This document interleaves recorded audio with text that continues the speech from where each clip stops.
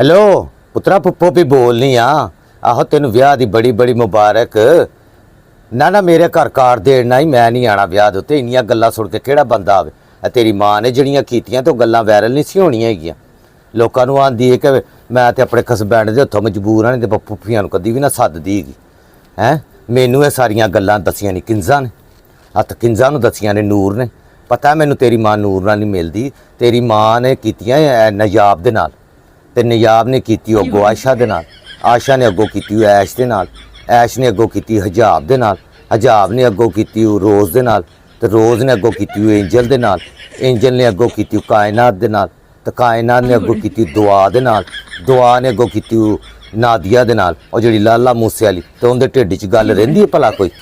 वे पुत्रा औरतां गल्लां दा भार नहीं चुक सकदियां, ताइयों ते उहनां दी गवाही अद्धी हुंदी है ते मकान दे विच हिस्सा तीसरा हुंदा।